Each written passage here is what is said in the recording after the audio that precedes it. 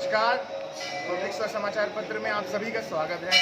हाँ, आज हम नवरात्र के पर्व में आप सभी को लेकर के आए हैं माता चंडी, जो कि अभनपुर तहसील में, रायपुर जिले के अंतर्गत अभनपुर तहसील में यह मंदिर स्थापित है। और यह मंदिर की स्थापना, मैं आपको बता दूं, मंदिर की स्थापना अनादिकाल में बताई जाती है और लगभग कलचुरी वंश में कुछ ऐसे अवशेष प्राप्त हुए हैं जिसके तहत मंदिर की स्थापना ऐसी सुनिश्चित की गई है कि कलचुरी काल में यह मंदिर की स्थापना हुई है। मैं आप सभी को माता चंडी का दर्शन कराता हूँ। इस प्रकार से उनकी मनोरम एक मूर्ति है जो कि मंदिर में स्थापित है। आइए देखते हैं। देखिए, यह शक्तिपीठ जिसमें माता चंडी विराजमान है। और जैसे कि मैंने पहले भी कहा, माता चंडी का बहुत पुराना इतिहास है। प्राचीन काल में यह मंदिर है। मैं कैमरामैन से दरख्वास्त करूंगा कि हमारे दर्शकों को मंदिर में स्थापित मां चंडी का दर्शन करावें। किस प्रकार से अपनी चमत्कारों से यह मंदिर प्रख्यात है। श्रद्धालुओं की भीड़ देखी जा सकती है। अभनपुर के अनेकों गांव, 93 ग्राम पंचायत, अभनपुर के 93 ग्राम पंचायतों के बीच चंडी में यह स्थापित मंदिर, जहां पे लगभग 1085 जोत भी, जैसे कि हमको जानकारी मिली है, 1085 जोत जलाई जाती है। तो आज हम माता चंडी के दरबार में आए हैं। जैसा कि हम आप सभी को इस मंदिर के प्राचीन काल के बारे में विस्तृत जानकारी दे चुके हैं। आइए इस मंदिर के बारे में खुद हम समिति के जो अध्यक्ष हैं चावड़ा जी, और उनके सभी जो साथीगण हैं, जिनमें से आप पंडित जी मान लीजिए, और सभी लोगों से हम जानकारी प्राप्त करते हैं कि किस प्रकार से इस मंदिर का जीर्णोद्धार किया गया। तो हम इस प्रकार की आप आगे भी जानकारी देंगे। मैं ये बताना चाह रहा था कि हमारा जो पुराना मंदिर था, जिस जगह में आप खड़े हुए, हम छोटा सा एक जगह थी, और उससे आप देखिएगा माता जी की ये मूर्ति है, पुराने समय से इसी स्थान पे और पुराने वेशभूषा में यहाँ पर स्थापित थी। ये कब से स्थापित है? कुछ ये अंदाजा भी आप लोग अनादिकाल कौन सा काल है जिसमें यहाँ पर जो स्थापना हुई थी, कुछ अंदाजा लगा सकते हैं? इसमें हमारे क्षेत्रीय छात्र ने, सुरेश भाई साहू जी थे, उन्होंने अभनपुर तहसील के ऊपर में PhD किया। उससे ऑथेंटिक जानकारी मिलती, कलचुरी काल से ये मंदिर था, और उसके लिए यहाँ पर जो उन्होंने शोध किया कि ईंटें जो है वो मिल रही है, उसकी साइज के हिसाब से उन्होंने पुरातत्व से अपना वो किया था। तो ईंट को आप दिखा सकते हैं? हाँ, दिखा सकते हैं। और आगे की जानकारी? आगे इसके बाद में ऊपर में हमने ज्योतिगज का निर्माण किया। कि सबसे पहले फोकस था हमारा कि जो श्रद्धालु जिनको पर्चे मिल रहे हैं, जिनकी मनोकामना पूर्ण हो रही है, उनकी सुविधा के लिए ज्योतिगज का निर्माण किया गया। उसके बाद में धीरे धीरे तो सारे मंदिर जगन्नाथ के आते गए, तो ऑफिस, भंडारा, जिसमें सारे लोगों को भोजन प्रसादी, ऑफिस, फिर नारियल वगैरह जो उनको उपलब्ध हो सके, इसके लिए भी हमने स्टॉल और जगह बनाई। एक चीज मैं ये जरूर बताना चाहूँगा, इस मंदिर से जुड़ा हुआ बावली था, वो पुराना बहुत एक शेर था जो बावली मीन्स अपना ऊपर से पानी आएगा, अंदर कहीं से भी उसका सोर्स नहीं रहता।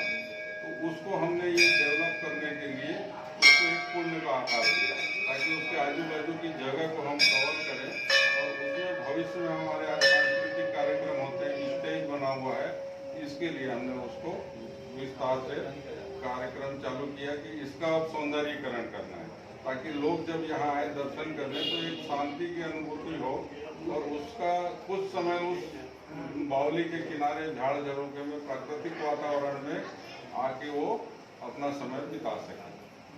तो इस संबंध में एक और जानकारी जो दर्शक हमारे जो है इच्छुक है जानने को, ऐसी कौन से चमत्कार का माना जाता है लोग यहाँ पे दूर दूर से आ रहे हैं, इसके बारे में जानकारी?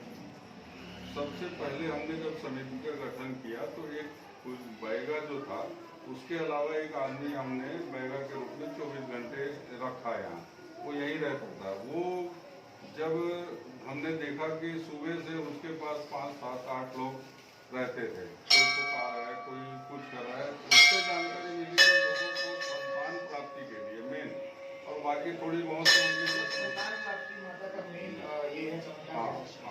एक फिर हमको उदाहरण भी मिला बाजू गांव से कि एक परिवार था जिनका बहुत उसने बच्चे का इलाज कराया लेकिन नहीं हो पाया, फिर उन्होंने ला के यहाँ पर समर्पित किया कि भाई आप जानो, अब इससे ज़्यादा में नहीं। फिर वो ठीक हुआ, उसका उन्होंने हमारे पास आके विवरण भी दिया नाम सही।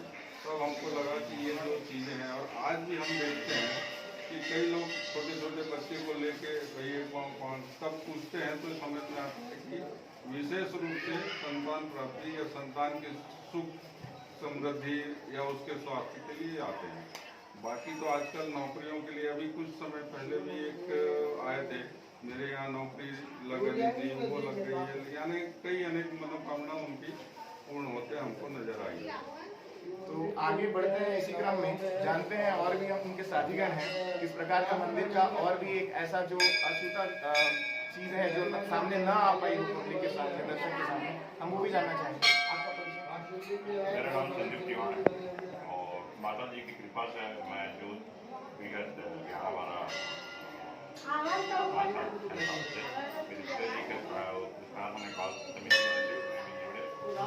जिम्मेदारी दी गई। जोत क्या है, जितना जलना है तो हर श्रद्धालु का जोत तेल से और घी से जितना अभी तक कितनी जो अभी तक हाथ फिलहाल में चल रही है? अभी 1085 और उसमें 71 घी की है और 80 की 1300 रुपये है और तेल की जो है 601।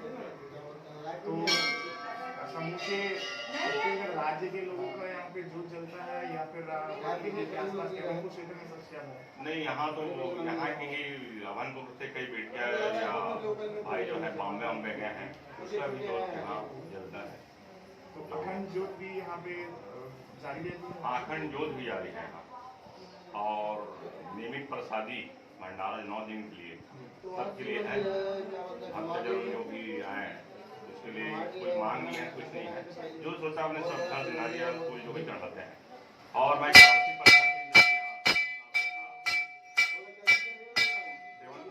मंदिर छोटा रूप में ही था और ऐसे बोलते हैं कि प्राचीन समय में तो ऐसी था बताते हैं, सब हम सुने हैं। और मैं 85 में यहाँ 8th में था, उस समय में ऐसे ही हम लोग खेलते थे स्कूल इधर मिडिल में दोपहर को लंच के समय में, तो छोटा ही रूप था।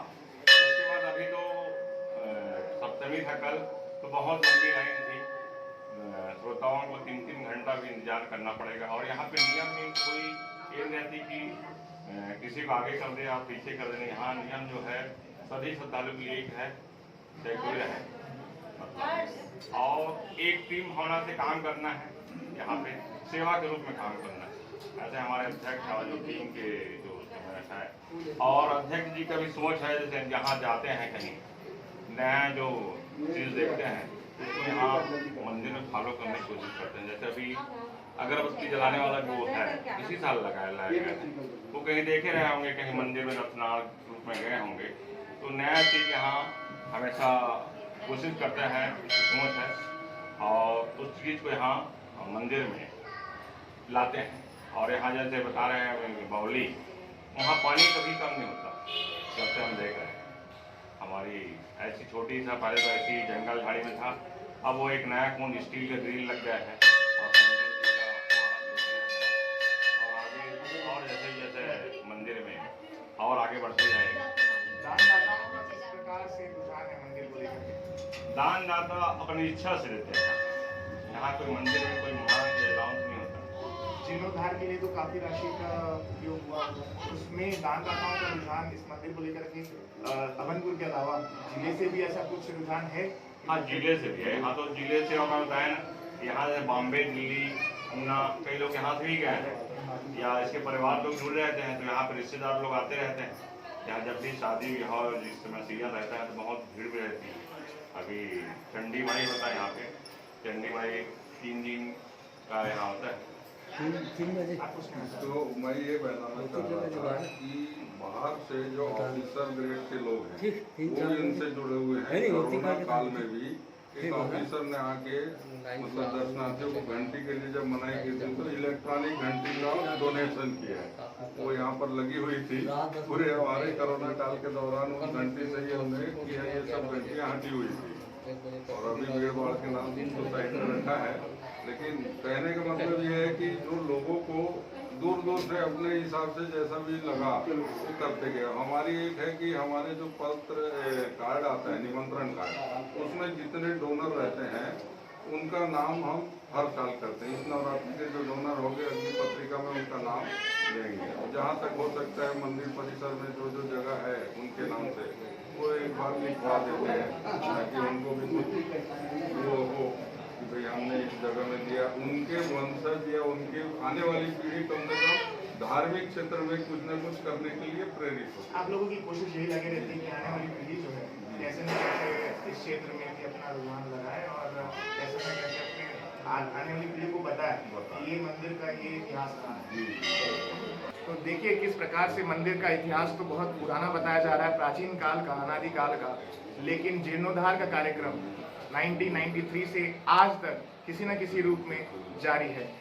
मंदिर की जो पुरातात्विक इतिहास है जैसे कि हमने बता चुका है, इसके साथ ही हम आपको लेकर के आए काल रात्रि का दर्शन कराने, जो कि हम सप्तमी को काल रात्रि का दिन मानते हैं। मैं दर्शकों को दिखाना चाहूँगा जो 1085 ज्योत, जैसा कि हमने बताया था 1085 ज्योत का जो दर्शन है वो हम आपको करा रहे हैं। आधी ज्योत नीचे, जब संख्या बढ़ने लगी तो इस काल रात्रि, मैं कैमरामैन से दरख्वास्त करूंगा कि काल रात्रि का मनोरम दृश्य दिखाएं। जो सप्तमी में काल रात्रि का दिन था, संहार की देवी माना जाता है। काल रात्रि का अपना एक इतिहास है।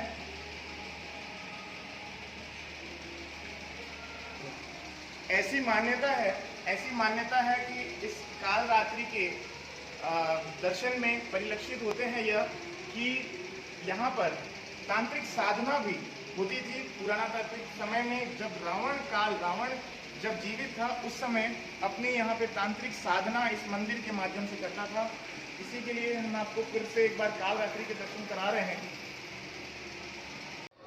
आप सभी को इस मंदिर की जो केंद्रीय जगह है, जिसको हम कह लीजिए गर्भगृह है, मंदिर का गर्भगृह, उसका दर्शन कराने लाए हैं।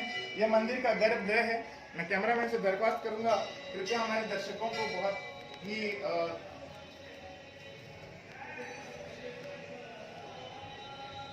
यह गर्भगृह है। उसके बाद मुख्य ज्योति के दर्शन, चंडी माता के मुख्य ज्योति के दर्शन, और उसके पश्चात ये एक छोटी सी गली है जिसे कह लीजिए ज्योत जो है, पहले ज्योति जो जगाई जाती थी पुराने समय में, यह ज्योति इस जगह पर जगाई जाती थी। चूंकि ज्योत जलाने वालों की, श्रद्धालुओं की संख्या बढ़ गई, जिसके चलते और भी ज्योत, जिसके पूरी जो संख्या है 1085 है। आइए हम दर्शन कराते हैं आपको माँ चंडी के अखंड ज्योत की, माँ चंडी के अखंड ज्योत की दर्शन कराते हैं। ये अखंड ज्योत हमेशा प्रज्वलित रहती है। हम आपको बता दें ये अखंड ज्योत सदैव प्रज्वलित रहती है।